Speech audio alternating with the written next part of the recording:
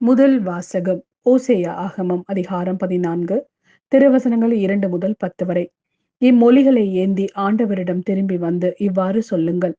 தீவினை அனைத்தையும் அகற்றியருளும், நன்மையானதை ஏற்றுக்கொள்ளும். நாங்கள் எங்கள் வாய்மொழியாம் கனிகளை உமக்கு அளிப்போம். ஆசிரியர் எங்களை விடுவிக்க மாட்டார்கள், குதிரை மேல் நாங்கள் ஏற மாட்டோம். எங்கள் கைவினை பொருள்களை நோக்கி எங்கள் கடவுளே என்று இனி சொல்ல மாட்டோம். திக்கற்றவன் உம்மிடத்தில் பரிவை பெறுகிறான் என சொல்லுங்கள். அவர்களுடைய பற்றுறுதியின்மையை நான் குணமாக்குவேன். அவர்கள் மேல் உளமாற அன்பு கூறுவேன். அவர்கள் மேலிருந்த என் சினம் தணிந்து விட்டது. நான் இஸ்ரேலுக்கு பனி போல் இருப்பேன். அவன் லீலி போல் மலருவான். லெபனோனின் மரம் போல் வேரூன்றி நிற்பான். அவனுடைய கிளைகள் விரிந்து பரவும்.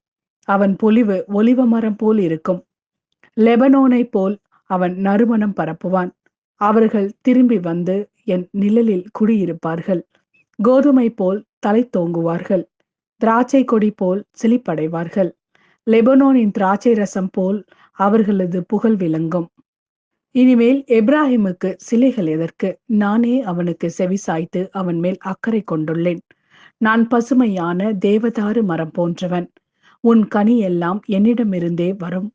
ஞானம் நிறைந்தவன் எவனோ அவன் இவற்றை உணர்ந்து கொள்ளட்டும். பகுத்தறிவு உள்ளவன் எவனோ அவன் இவற்றை அறிந்து கொள்ளட்டும். ஆண்டவரின் நெறிகள் நேர்மையானவை. நேர்மையானவர்கள் அவற்றை பின்பற்றி நடக்கிறார்கள். மீறுகிறவர்கள் அவற்றில் இடறி விழுகிறார்கள். இது ஆண்டவரின் அருள்வாக்கு. இறைவா, உமக்கு நன்றி.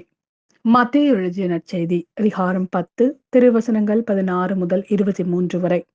இதோ, ஓநாய்களிடையே ஆடுகளை அனுப்புவதைப் போல நான் உங்களை அனுப்புகிறேன். எனவே பாம்புகளைப் போல முன்மதி உடையவர்களாகவும் புறாக்களைப் போல கபடு அற்றவர்களாகவும் இருங்கள். எச்சரிக்கையாக இருங்கள். ஏனெனில் மனிதர்கள் உங்களை யூத சங்கங்களிடம் ஒப்புவிப்பார்கள். தங்கள் தொழுகை கூடங்களில் உங்களை சாட்டையால் அடிப்பார்கள். என் பொருட்டு ஆளுநர்களிடமும் அரசர்களிடமும் உங்களை இழுத்து செல்வார்கள். இவ்வாறு யூதர்கள் முன்னும் பிற இனத்தவர் முன்னும் சான்று பகர்வீர்கள்.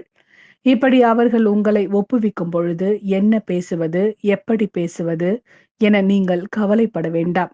நீங்கள் என்ன பேச வேண்டும் என்பது அந்நேரத்தில் உங்களுக்கு அருளப்படும். ஏனெனில் பேசுபவர் நீங்கள் அல்ல, மாறாக உங்கள் தந்தையின் ஆவியாரே உங்கள் வழியாய் பேசுவார். சகோதரர் சகோதரிகள் தம் உடன் சகோதரர் சகோதரிகளையும் தந்தையர் பிள்ளைகளையும் கொல்வதற்கென ஒப்புவிப்பார்கள்.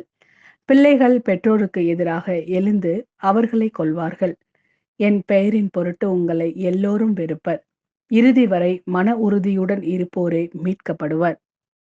அவர்கள் உங்களை ஒரு நகரில் துன்புறுத்தினால் வேறொரு நகருக்கு ஓடிப்போங்கள். மானிட மகனின் வருகைக்கு முன் நீங்கள் இஸ்ரேலின் எல்லா நகர்களையும் சுற்றி முடித்திருக்க மாட்டீர்கள் என உறுதியாக உங்களுக்கு சொல்கிறேன்.